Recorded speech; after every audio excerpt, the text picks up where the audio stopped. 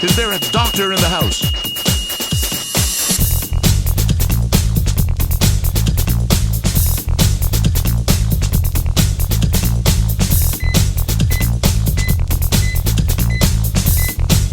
Doctor, you have a visitor in the main lobby.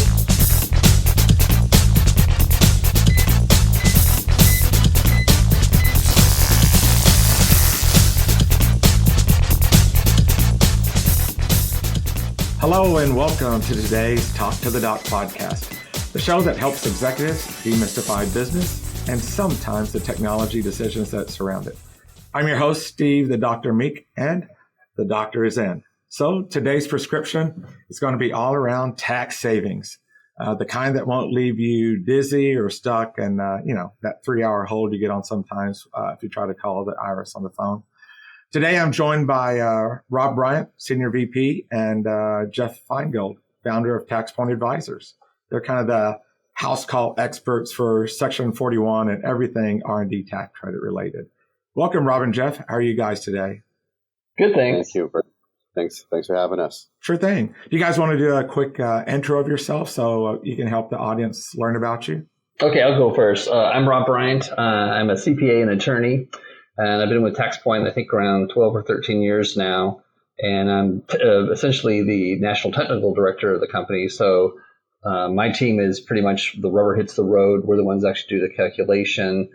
We make sure that the quality control is where it needs to be and the numbers are fair, reasonable, and defensible. And we would love to talk to anybody about the R&D tax credit and some of the pitfalls that people are facing these days with the tax law changes that come about.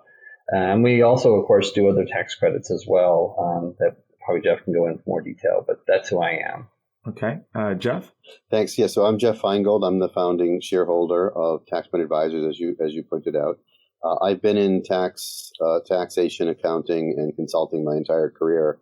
My first job out of college was at Anderson in the tax practice.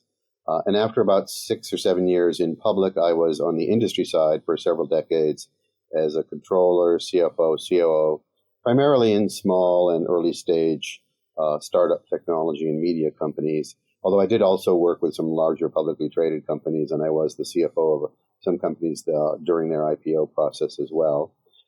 And that's what I was doing until about 15 or 16 years ago when I founded TaxPoint Advisors.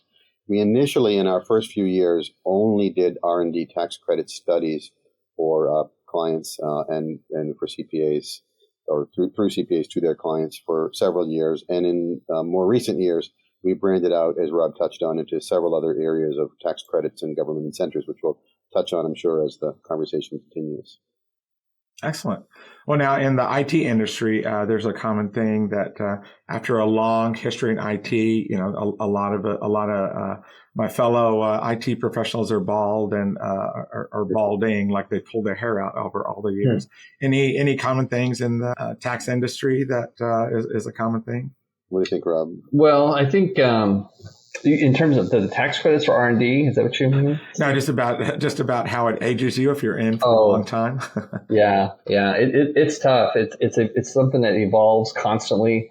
I mean, as we speak right now, there's a bill on Congress and before Congress and the Senate to change everything that we're going to talk about in a sense. So okay, it can be very complicated, which is why it helps to have consulting firms like ourselves to help kind of get you through it, because as you kind of alluded to at your introduction, it can be overwhelming sometimes, and I can see people losing their hair. You've got a full head of hair, so congratulations. So you managed it well. Oh, it's a wig. I wear a wig. I'm unashamedly wearing a wig. Yeah, this has a fair level of complexity. On the one hand, it's only taxation. How complicated can it be? Well, it can be really, really darn complicated.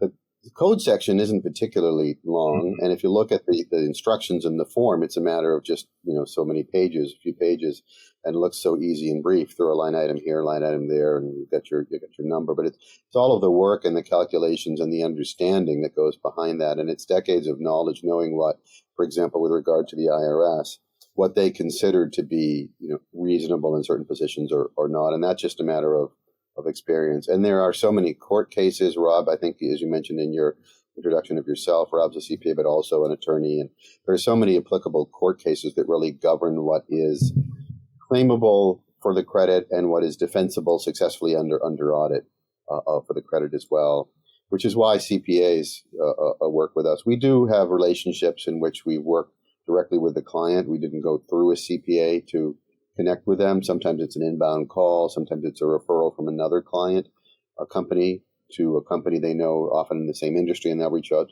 to us directly. But most of our clients over these years we've been doing this have come to us through their CPAs. We partner with the CPA to bring this benefit to their clients. And of course, the CPA can fill out the form, right, once they're trained, the tax credit form, and they're the ones, in fact, will sign the return, not us. But they essentially outsource, and in some cases co-source the work to us because of this level of complexity. I actually don't have one right here. I do have one in the other room. And if you look at one of our sample multi-year study reports, it's 800 or 1,000 pages of documentation. And so it's pretty intensive, if you will. And also, it's not just an accounting exercise. It's essentially a technical write-up, if you will, which takes a pretty deep level of industry knowledge, which not every accountant is going to have to do the work. So, and as Rob also touched on, it just, even though it's part of the tax code, it's been around since 1981, the federal credit, so it's been around for many decades, right? And it was largely unchanged for the first 2 or 3 decades, but in more recent years, it's undergone many significant changes. And as Rob touched on, there's a bill that passed through the House and that's with the Senate right now that would see some significant changes going forward for the 2025 tax year if it's enacted into law. So it's heavily specialized. Best way to get started is through your own CPA. Maybe have the organization and their CPA contact you, and then you can kind of help do the preparation so their CPA can get it all done in their tax return. Absolutely. And it's fine, if a company calls us directly to explore this, that's perfectly fine. We end up, of course, with that permission, always looping their CPA in at some point or the other, because it's always a three-way project, right? Yeah. And many clients, taxpayers, entities, many taxpayers out there, if they haven't filed before, if they're looking at this for the first time, they're often looking at doing a study that covers 3 or 4 years, in some cases even more. We have studies that go back in some cases 7 or even more years, 10 years in one case, right? We're up in California. Mm-hmm. There's one specific fact pattern where that's available. Usually you're only allowed to go back to your open tax years, so 3 or 4 years back from the time you're filing the credit, let's say from now. But there's one particular fact pattern that allows you in some cases to go back. And we've done studies that have encompassed a decade retroactively. So that's always a three-way project with the entity, the taxpayer, if you will, and us and the CPA. Sure. Well, let's take a step back and let's just go ahead and get into some vitals. Give me some statistics. Help me understand the industry a little bit. What number would you say the pulse is of the industry right now, or things that you're dealing with? Anything stand out as a metric? Well, there are billions of dollars. What's the number, Rob? 6 to 8 billion, or 7 to? Yeah, it's a large number. I don't have an exact number. Even the people who take the credit nationwide, it is huge. It's a huge number. Yeah, there are thousands of companies that apply, and in aggregate, there are annually several $1 billion worth of credits filed for at the federal level. And now also, we've only been talking about the federal level, but there are roughly 40 states that are state credits. Yeah. Some of those state credits are really quite weak, frankly, and are almost de minimis. And in some cases, for example, there's a number of states where a pass-through entity, so an S-Corp, an LLC, a partnership and so forth, a pass-through entity isn't even allowed to claim the credit. It's only for a C-Corp. But on the other hand, a lot of states are very robust. California comes to mind, Arizona, Texas. Some of them meet, or in some cases even exceed, the value of the federal credit. So that can be quite significant. We look at all of that when we do a study, both at the federal and the state. So in aggregate, there are, I think it's, it depends on which years you're looking at and what the source is. What I've read not that long ago was there are 6 to 8 billion, if I haven't remember correctly, of federal credits claimed annually. I don't know what in aggregate the state level is as well, although it's quite significant. Yeah. It's not millions, it's billions in aggregate. So we're talking about very significant money. Of course, we work, tax planning advisors, we work primarily with small to mid-sized companies, a few million in revenue up to 50 or 100 million, in some cases even a few hundred million. But, let's not forget that Apple is claiming this credit, right? Mm-hmm. And other companies that spend, millions, and in some cases perhaps billions annually. All the social media companies, Facebook doing their R&D, they're all claiming this credit as well. And it used to primarily be, for a long time, this was primarily a big company credit for the first probably 20 years of its existence, from 81 when it was enacted under Reagan, under TEFRA, the Tax Reform Act back then, when it was created for the first time as what was initially a 2-year temporary credit. It was primarily for big companies, right? The original credit, to have a qualified research activity, you had to be doing an activity that passed a, quote, discovery test, unquote. And that was a very high bar to reach. It was essentially a patent level standard. There was no requirement that you have a patent, but you had something at that level. And what that really meant is you had to have invented and discovered a new to the world process or product. Nothing ever, like Windows 1.0, for example, from Microsoft, right? Or FISA discovering some new to the world, never before seen drug for cancer treatment, things like that. It wasn't a $50 million tool and die company, right? Making tools and dies or jigs, mold, and so forth. After a couple of decades, though, Congress modified the tax code and took that discovery test out and replaced it with a test we call the 4-part test, which is still in the code today. And without getting into running down all the 4 parts of that, although we're happy to, the gist of swapping out that discovery test, the old one for 20 years, with the current new 4-part test, is it really meant that the bar for having the qualified research activity for tax purposes meant you had to go from a new to the world discovery to something that's new or improved for you as a company, a new product or process for you as a company. And there are some other tests as well, like it has to be related to the hard sciences or mathematics. Yeah, I think that's so. A lot of our clients didn't qualify before. I'm sorry, go ahead. I was just going to say, I think that's one of the strangest things to recognize. It's not this huge R&D as an enterprise imagines it. For a smaller organization, it could be certain processes, certain innovations, certain things. So where before it was aimed primarily at much larger organizations, now it's it really was. Smaller organizations can take advantage of. I mean, Microsoft and Pfizer and all those companies still claim the credit, right? But now you have this huge number of small to mid-sized companies that can claim the credit that didn't even meet that discovery test before. Yeah. And Steve, it might make sense if we go through the 4-part test just real briefly for the listeners, because there's probably a lot of people out there, like you said, they don't even realize, and that's one of the big takeaways from this, they don't even realize they're doing R&D, because everyone has this idea that it's like these little mad scientists with lab coats running around with test tubes doing experiments in a scientific manner, which that would work. That would actually be R&D, but it really has anything to do with the process of experimentation. So it's up to you, but we could go through the 4-part test briefly if you like. Yeah, absolutely. I do have, let me get one more statistic from you. Mm-hmm. How many organizations would you guess are claiming the R&D tax credit that are potentially eligible? Thousands. Yeah. It's that. Yeah. I forget if it's 15,000 or 20,000. It's many thousands. Yeah. Mm-hmm. It's many thousands. Okay. And you still have, all the Fortune 100 and Fortune 1000 companies, the large companies, all of them that are doing any product and development, process improvements, things like that, which is a lot of them, right? They still claim the credit, and they take a large piece of the total. But the smaller companies, on average, they still take, I think it's about a third, if I remember, of the annual total of billions of credits in aggregate. Because all these companies, we have clients that get $200,000, $500,000, $800,000 credits, right? And you add those up across thousands of companies like them in dozens of industry verticals across the country that didn't qualify under the old test that now do. And in aggregate, those companies, they take a very significant portion of the total as well, even though it's less in aggregate than the Fortune 1000, still take to this day because, of course, of the level of spend, right? Apple alone probably spends billions over however many years, on R&D.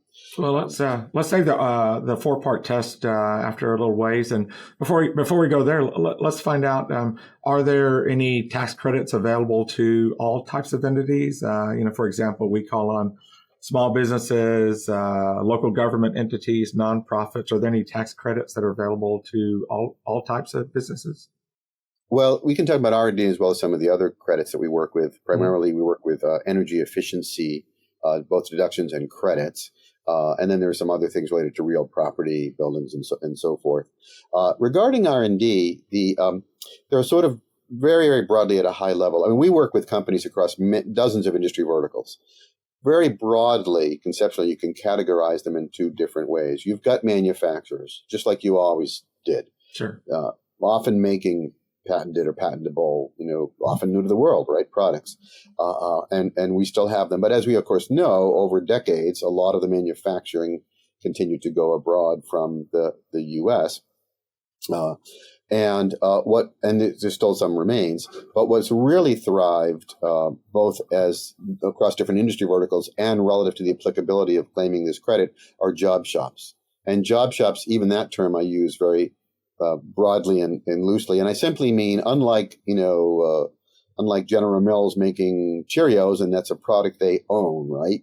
You go to the supermarket, you buy a General Mills product, or not. You don't call them up and say, "I'd like you to make me a new cereal to my specs," right? But that's what job shops do. And job shops typically would not have qualified under this old requirement before the 4-part test. And it's not automatic that they do, but they often do. And we work with, again, job shops across dozens of industry verticals. So, for example, package designers, when they're doing functional design of packages, that's often a great candidate. Steel fabricators, we have multiple clients that put up steel staircases, railings, building frames. They're great candidates. Tool and die companies, we have several clients that just make circuit boards. But we have one that just does smokestacks. They design, build, and install smokestacks. All of those clients, we have several that are wireless tower erectors, is the business activity description in the tax return. If you need a wireless tower in the back of your building or whatever, they'll design, build, and install it to you for spec. They aren't manufacturing anything, though. In that case, they are literally buying all the components, and they're assembling them like an erector set that we had when we were kids, right? The R&D is all in the design of that deliverable. What connects all of those companies with regard to for our purposes, for R&D, they're all job shops in the sense that none of those are manufacturers, right? You don't walk into Acme Company, that's not their real name, in New Hampshire when you want a wireless tower and say, "Show me your catalog and I'll pick the tower I want." No, they get your specs, and then they design and build something to your specific technical needs, and they deliver it, and you own it. They have no intellectual property rights in the widget itself that they're building, right? Unlike a manufacturer, which owns its products. So that's the difference. And again, there's a really rich source of R&D credits, and in some cases other credits as well in the energy space, for example, for a number of reasons. And one is that there are thousands and thousands of job shops across America doing every imaginable kind of thing. I touched on a few in very disparate industry verticals, right? I mean, as I mentioned, a steel fabricator or an electrical design contractor, a smokestack company, a circuit board company. None of those have anything to do with each other. They're all in different industry verticals, and yet they all qualify, and really all for the same reason, which is that they're designing very technical, engineering-driven solutions for their clients. But it's on a job-by-job basis. Typically, they get work by responding to an RFP, and when they win the RFP bid, then they build it to spec for their client. But if you're expanding your business and you need 5 new steel staircases, you don't go to our client and say, "Let me see your catalog. I'll pick out the staircases I want." No, they work with your architect or your general contractor, and they build those staircases and fabricate them to the specs for that specific job. And every single job they do from January to December qualifies for R&D. So I hear you saying like machine shops and engineering firms. Are there other types of organizations along that using your term job shops that? Machine shops are a really rich suite of companies for that. Rob, thoughts on other? I mentioned package design, circuit boards. We've got so many other types of. That's where kind of the 4-part test kind of helps with that idea, because it's really any industry, any taxpayer that has anything to do with technology. Whether it's, and it needs to be in the hard sciences that we kind of alluded to. It has to be part of engineering, physics, chemistry, biology, things like that. If the taxpayer is involved in those things, it's a good chance there's R&D involved, unless there's different reasons. Because the credit itself the definition of it is actually quite broad. And it almost sounds a little vague when you go through it. But people, like I kind of alluded to, people don't even realize they're doing R&D, which means the credit is available for them. Well, let's go ahead and do that then. Let's go ahead and step into the 4-part test. And Okay. Rob, if you could kind of help Sure. break it down, since it sounds like you're in the ground day after day having this evaluation. Talk to us about the 4-part test. Okay. So as Jeff said, this credit's been around for years, and it has evolved over a time period. Like Jeff said, in the old days, it was known as we said, the discovery test. It's like the taxpayer had to find something that was literally new to the world. That's a pretty high standard. And then Congress realized that it wasn't going anywhere, so they kind of trimmed it down a little bit to make that level kind of come down a bit. And we're now at the part where we have what we call the 4-part test. And it really is something that's not new to the world. It's just something that's new to that taxpayer. And probably the best way to think about this is to conceptualize for the person listening is like, well, does my company do this? Just think of something in your mind's eye that you're working on literally right now. A project, a process improvement, something that you're working on right now. And as I go through the 4-part test, if those things hit, and it has to be 4 parts, all 4 have to match, then that company is doing R&D. And again, it's fairly broad and fairly vague in a sense too. Okay. So the first part of the 4-part test is, I mentioned just a second ago, is that the work has to be technical in nature. It has to be part of the hard sciences, biology, chemistry, physics, engineering, computer science, things like that. It's not theology. It's not education. It's not philosophy. It has to be part of the hard sciences. And you can tell Congress was just trying to pin it down into the idea of what the overall credit is for. They're trying to motivate and get people, taxpayers, to do better work, to be more efficient, because it's kind of a global thing. They're trying to be more efficient on a worldwide level. So to your point about it has to be technical. So in our case, providing technical services as a service organization, since it's technical in nature, then we would qualify, and other organizations that are service organizations might also qualify. Might definitely. Yeah, exactly. As long as it's technical in nature, the work we're talking about. Gotcha. So that's the first part of the 4-part test. The second part of the 4-part test has to do with this project you're working on, this product you're trying to produce, or whatever it might be. There has to be some level of technical uncertainty, meaning that the taxpayer is not really sure how this is going to work. They're not sure if they can build it. They're not sure how it's going to be designed. They're not sure how it's going to maybe last through different testing periods. There has to be something behind it if they're even capable of making the thing. It has to have that technical uncertainty behind it. They're not sure if they're going to get the desired outcome that they want. It's going to have something about it that they're not sure about. It's almost like that head scratching moment. So a lot of times what happens is that for a lot of taxpayers, they'll have an RFP come in, or they'll have a customer with a bid, and they're saying, can you do this? And a lot of times with software, for instance, it's like they want it to be a computing speed much faster than what they've ever done. Or if it's actually like a keyboard or a circuit, it's like it's overheating. We need to get away from the overheating. Or could even be something as so much that you might hear a lot of is a price point. They say, listen, we love your component. We love what you guys do for us. You're going to have to cut your costs. If you can't cut your costs by 50%, we're going to have to go out. And then that creates this whole dynamic of like, well, we've got to come up with a more efficient way of doing it. And that's a technical uncertainty that we're talking about. Yeah. So for, let's say, different from us, a software design company, they've gotten a spec, there's an application, it comes down to deliver, and there's some integration it needs that they're attempting for the first time. There might be some identity, MFA, or some integration that it needs to have, or connectivity to AI that it hadn't done before. So that's that uncertainty that we haven't done it before, or when we get to the ground of delivering it, oh, wow, it's going to be another 10 hours, another 50 hours, right, or whatever it happens. Yeah, and that 10 or 50 unexpected hours is what we're talking about, because you literally are like, that's a great question. I'm not sure we can do that, but we'll work on it. So that's a technical uncertainty. Right behind that is the third part of the 4-part test, and that is, if you have a technical uncertainty, then what did you do to remove it? And that's what we call the process of experimentation. If you're having a technical uncertainty and there's something that you're trying to resolve, you would have gone through some steps to get around it, to figure out what the problem is and how to resolve it.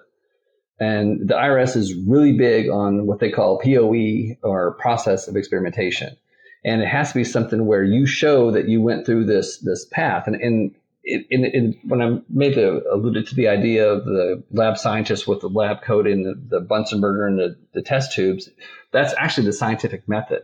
And that's kind of what the IRS is looking for, is a process of experimentation. But it has to be something where you go through modeling, simulation, trial and error. The big thing that we get a lot of when Jeff was talking about the job shops and the machinists that we work with are prototypes. And that might be something that you might work in as well in the computer science world, is that you make up what you think is going to be your batch that's going to run. It's going to run at a certain speed, certain way, and you're looking for a desired outcome. And then you get something totally unexpected, and you're like, well, that didn't work. What else can we do? And you might change a couple of lines of code, and then you have something else. And you just kind of back and forth. And that's the positive experimentation we're talking about. Definitely in our world, if we're implementing some new technology, it's still dependent upon the client's network, their infrastructure, how their users use things, how their vendors provide certain connectivity. Is it via an API? Is there some other kind of path? There's all kinds of variability that could impact performance from where the end user is working. It might perform different on site versus when they're on the road or using their zero trust client to connect in. Yeah. And then that gets us to the last part of the 4-part test, which is the IRS calls it the business component.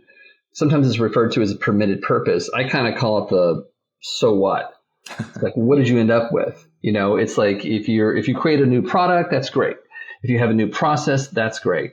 But at the end of it all, you've got to say, this is what we created. And most people think of it in terms of like a new software application or a new thing, a new product of some sort, the better mousetrap. A lot of times, though, what we see a lot of people doing is process improvements. That they, again, just think of a machine shop and they have an assembly line. And, there could be a CNC operator who goes up and says, I have an idea. We can save 20 man hours on this machine if we move and make the thing wider. Instead of doing one product at a time, we can do 20 at a time. It's that wide. It's like, oh my gosh, that's brilliant.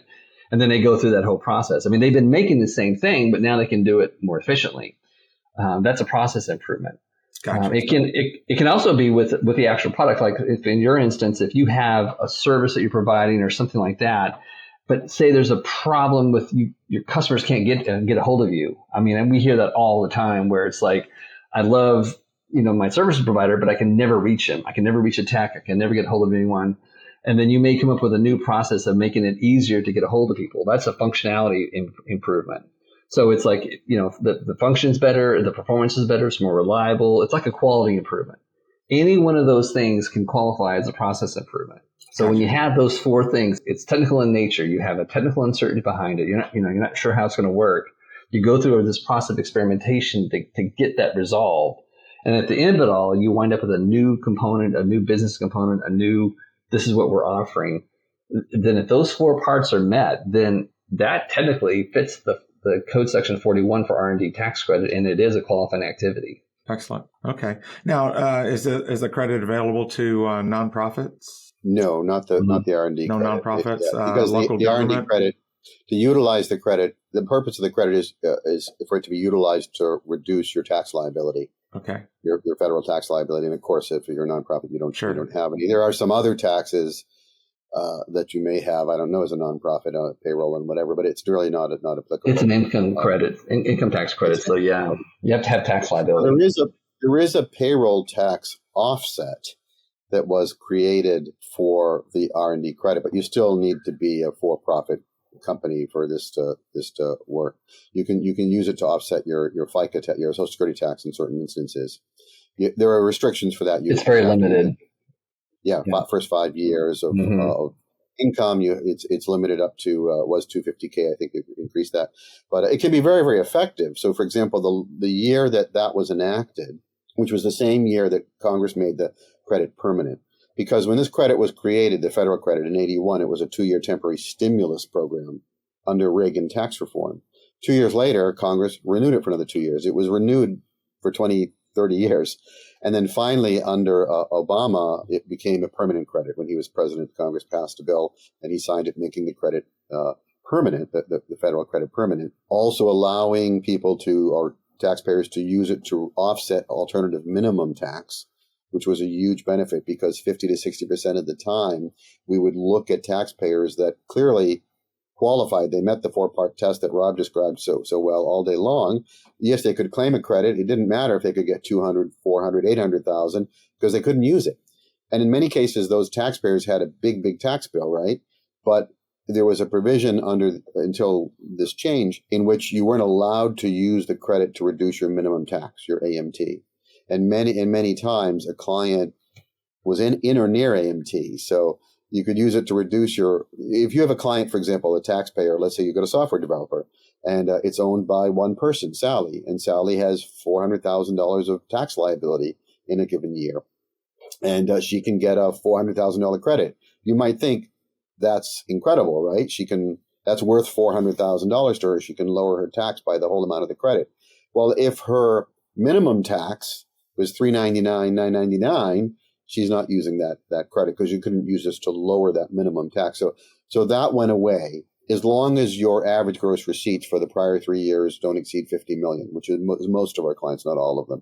So for small, by IRS definition, companies under 50 million in gross receipts, you can use the credit against minimum tax as well as against regular tax. And also in that same time period, Congress created this payroll tax offset. As Rob said, it's very, very limited, but it is very powerful. The year that was enacted, we had a client in Massachusetts in the life sciences space.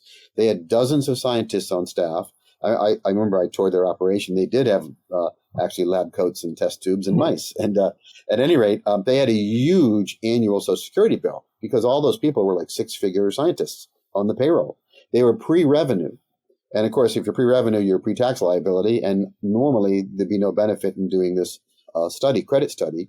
But in this case, they used it to lower their Social Security by hundreds of thousands of dollars. So that's more limited in its applicability, but when it works, it can be a great benefit, even if you're pre-revenue, for example. So for the typical organization, how long, what would you say the work effort is to kind of come up with, I guess if you're doing the filing, there's got to be some preparation for that. Oh, yeah. What's the typical workload on an organization to gather details for you or whatever? So the long and short of it is that we can go as fast as the taxpayer is willing to help us. Okay. Because we can't just make these information up. It's like there is an investigation, there's interviews involved. We typically try to go to the site. In a case of like the Fulcrum group, if we were to go to your site to do a site visit, there's not a lot to see. We're going to look at servers and computers and some really nice monitors and maybe some plants here and there, but there's really nothing to see. What we would want to do on a site visit is for someone like a machine shop or if they're a manufacturer of some sort. That we would want to see. But if they give us the information as fast as they can, we can work as fast as we can. We're working on right now with one where they want it within, I think they want it within 45 days, which is a lot of information to go through really quickly. But we can do it as long as they move with purpose as well. To better answer your question, generally speaking, it's around a 2 to 3 month turnaround, depending. We always look at the statute of limitations. That's really the big thing that you want to be careful about is tax years close. They have a life to them. And you can amend them as much as you want, really. But at some point, the IRS says, nope, we're done. You've had your chance. It's been 3 years. This year's closed. And I think 22 is a year that's coming up. It's going to be closed next in 2025. So we would work on those as fast as we can. But it's usually around 2 to 3 months to actually get the actual credit amounts and get the forms to the CPA and help them with their filing. Gotcha. Right. But just to also drill down on your question with a little bit further as well. Thank you. The client, I don't think they're ever, that I'm aware of at least, they're not working on this Monday to Friday, 9 to 5 for 2 to 3 months. Obviously you're right. a machine shop or a software developer, you're whatever. You can't take your software engineers and say, put that 2.0 release aside for the next 3 months so you can work with Rob and his team full time on this. Of course not. They're gathering information, project information, wage information primarily for us, and it's over their own. It's in accordance with their own scheduling. If clients could produce all the data in 3 days, we'd get the things filed much faster than 2 to 3 months. But in reality, we have to work with client schedules and other things are happening. Obviously, with business, you still have to run your business. And so it's not a particularly onerous task. We do, this is a bit of a cliche, but we do that heavy lifting. So that 800,000 page study report I mentioned, which is part of our deliverable, we create that. We don't expect the client to create that. So, but they do give us the data or a lot of the data that goes into that, particularly, project data. So usually we're working with someone in accounting at the client site, the controller, CFO, if the company is large enough to have one. In some cases, it's a $3, $4, $5 million company. They just might even be a full-time bookkeeper. We're working with that point person. He or she is the one that will usually get us the W-2s and other wage and related data, 1099s, because often there are outside contractor costs, supplies costs that count as well toward this calculation of the credit. That accounting person usually is the one who pulls that data together for us over this 2 or 3 month period. And then there's often multiple people. It can just be one, but multiple key people on the project side that Rob's team works with to guide them to understand what we need for data and source materials. And also typically there are site visits or a site visit with some technical interviews. If it's a software developer, as Rod said, maybe we even just do that on the phone. There's sort of no plant to see. If there's a physical plant, if you've got a company, working with steel or whatever, then 99% of the time we go out and visit the operation, because seeing the production process and the development process in person in many, many cases informs Rob's understanding, whether it's Rob or someone else, but informs our understanding. And you end up not guaranteed, but many times you end up with a higher credit yield, right? As well as more robust documentation in the final study report. So the things that I heard there is that, you have someone on the financial side gathering you the financial details that are components of the survey. And then you've got some more operational people who are gathering you more details, the challenges that, and I would guess that more likely your accounting people get you the information fairly quickly because they already have it on hand. But the operational people, it takes them a while to craft things in the way you need it, the format you need to kind of put it all together. And the education too, right? Because they don't know what a credit is. I mean, we're having this conversation and it's you're kind of getting the gist of it. Just imagine if you're an engineer or a programmer and you're hearing this for the first time, and you hear the word tax, and your mind just shuts off because you're done. Yeah. And so there's a lot of education that we go through to help it's almost like talking people off the ledge, because like anybody listening to this podcast is going to be like, I don't want to hear about taxes. Thank you very much. I'll pass. But it can be really, really helpful credit for some people, some taxpayers. I think it's going to be the most popular episode ever. I mean, it's not just I want to believe you on the podcast. There's going to be like 3 people on the podcast. That's like 50% more fun. A couple of thoughts come to mind. And one is, this is a credit, not a deduction. Taxes might not be your thing. I know I'm not that exciting at parties when they talk about taxes, but this is a credit. Now, a $1 deduction doesn't save you $1 in your taxes. If you're in a 20% effective tax bracket, it saves you 20 cents. You deduct something, like I deduct, Rob's dollar wage, and I'm in a 20% bracket. I pay 20 cents less in tax, right? If I can deduct a whole $1 for Rob's wage, in the case of a credit, instead of just 20 cents on that $1, then I save a whole $1 as long as I have the liability. So even for our smaller clients, often there's $100 or $200, whatever $1,000 credit, especially when we're doing multi-year studies. We have clients for whom the credit's only $20,000, $30,000, $40,000, $50,000 a year. But if they're doing a 4-year retroactive study, now you might have $200,000 in credits. That's $200,000 if they can utilize it, if they have liabilities of cash, right? That's 100% dropping to the bottom line. That's like making $200,000 of incremental sales with 0 cost of sales and cost of goods sold or manufactured, right? If you're in a 10 or 20 or even 30% profitability rate, that's millions of dollars of sales that you're adding basically. So there is work involved in the project to do it right, which is important because you want to make sure we sustain it under audit. This is a very rich resource of cash flow for companies for whom it is a fit for. Well, and it's good it's not a deduction. I guess I've taken my understanding of the tax code. Deduction kind of means paperwork marathon followed by disappointment. So I'm glad it's I never heard of that. It's not a deduction. It's actually a credit.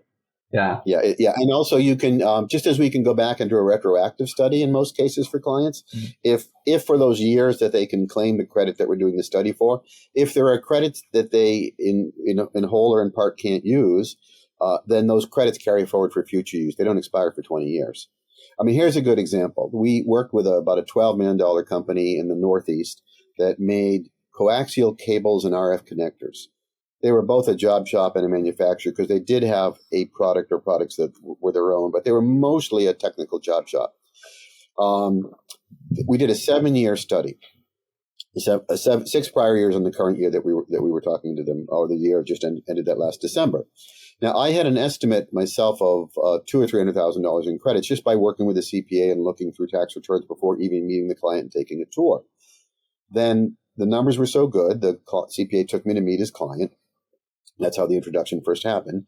And I already had that estimate, right? Just, back of the envelope estimate, if you will. After a tour of the facility and talking with the owner and some other technical people, I said to the owner, I had given your CPA who was with us in the meeting an estimate of $200,000 to $300,000. I'm confident from what I see today, you're going to be in the high end of that, if not over that. Now, I said, the one thing I can tell you, though, to the penny, without doing any further work, is you'll get absolutely $0 and 0 cents of refunds. Because in all 7 years of that 7-year study, the taxpayer had paid $0. Because they had, and the reason is, now they were very profitable. They were spending off millions of dollars a year in cash flow at that point. But even through that last, December 31 year-end tax year, on paper, their tax returns showed 0 tax liability. And the reason is they had a large NOL from years before that they had a net operating loss that they had carried forward. And so for every year for those next 7 years, they wiped out what would have been their tax liability with a net operating loss. So why are we there? Credit. They can't use a credit of $300,000 or more if they have no liability for those years, right? The reason they were there is, as the CPA told me even before the meeting, in the year that we were sitting there, the current year, not the prior year, which had a loss, the losses were gone. The NOLs were used up at that prior year. So in the current year, they were incurring liability and already making quarterly payments to the IRS, and they wanted to reduce that. So we did the study. The credits came in, if I remember, Rob, at $335K, the net federal credits, which was great. All $335K rolled into the current year, right? And they largely wiped out their liability, if I remember, for the current year and had some carryover still to go into the next year. So they were pretty much happy as clams, if you will. The other thing about the work input, because there is, this is a meaty project. I would never tell everybody, it's just going to be a 20-minute technical phone call with Rob, and then you're done, and we'll bring you the check next week from the IRS. Obviously, nothing's that easy, right? It takes some work. But if the numbers are attractive and if you can utilize those credits, it can be a very powerful number. So if you're always going with that point, Rob. But anyway, yes.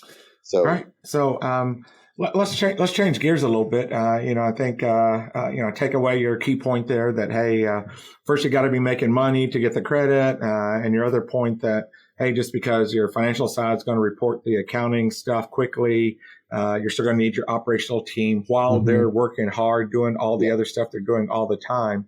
They've got to create these other reports.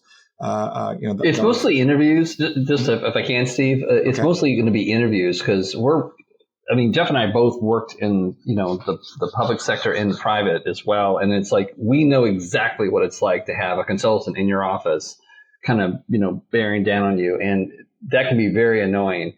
So we try to make it as painless as possible. We need to do these interviews with who we call the subject matter expert. And that would be the engineer, the plant operator, things like that. But other than us educating them on what is R&D to give them an idea about what our questions mean, it's fairly invasive. So you're right. We do need to talk to those people. There's a famous case where another consulting firm talked to one person. They talked to the owner to get all the R&D information, and he happened to be a highly comped employee. And so, of course, he said, that's all I do is R&D. And they had this huge credit that got completely denied by the IRS. And the court case is famous because it actually it says the name of the consulting firm in the opinion. Very embarrassing. Yeah. So we do have to talk to the subject matter experts. I couldn't talk just to you. It would be, not shady, but it would not be appropriate. So we do our due diligence and we do talk to the subject matter experts, but we're also not going to beat it to death and take them away too much from what they're doing. These are short interviews. Right. Rob made a really good point, which we're all controllers or former controllers, CFOs, COOs. We all have operational experience, and so we've been on that side of the desk, if you will. Also, Rob, Scott, and the team, they have very, very pointed, descriptive project questionnaires. That's part of that education process, and so really, they guide the project staff, the technical persons at the client through the process of working with them to help us cull out that information that we need to do the work. Now, we're coming up on an hour pretty soon, and I'd be remiss if I didn't ask a little bit of your insight into this the Big Beautiful Bill in Congress. Is there going to be love that name? Is there going to be a big beautiful impact on these credits or others? Well, there will be if it goes through. We don't know, of course, how it might be amended or modified, I should say, from its current form as it continues the legislative process.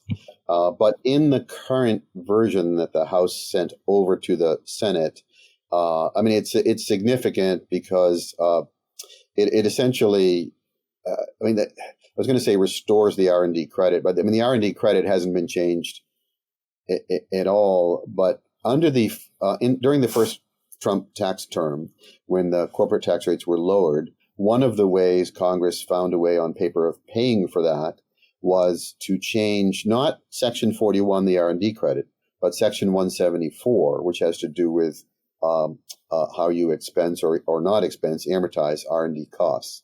And essentially, taxpayers now have to amortize their costs over 5 years, future years, from the year that they incurred those costs, whereas before they'd expense 100% of that. Now, that's all the issue of how you deduct R&D costs, nothing to do with the credit. Okay. Claim this credit. However, there are many taxpayers who have said we're just not going to claim the R&D credit because if we say we're doing R&D and we claim, which we have to claim the credit, then to comply with the current tax law, we also have to amortize the costs. And the negative impact of that short term is often worse than or is detrimental relative to the immediate cash flow benefit of the credit. Because imagine you're a company, and a smallish company even, and you're taking you're spending $1 million a year in R&D. Let's call it all wages, right? And we say you can get a credit. That credit is only on a portion of that million. It's not. Even if all million, your whole payroll is nothing but R&D. You have 55 people on staff, and 55 of them are writing new to the world software code, all doing R&D full time. You still can't. You don't get a dollar for dollar credit. The credit is worth a portion of what you spend. So the problem is to claim that credit on that million in software costs, you now also have to say, well, of course, I'm doing R&D, and so I'll comply with Section 174, and I'll amortize that million, and I won't deduct it this year. I'll spread it out over the next 5 years. And the impact on your taxes in terms of the short term, the increase in the liability, in many cases is going to exceed the lowering of the liability that you'll realize and benefit from claiming the credit. So a lot of companies have said, well, it's not going to claim a credit at all. So in this current bill, as it sits right now with the Senate, that requirement to amortize those costs, goes away starting with 2025. It'd be great if it went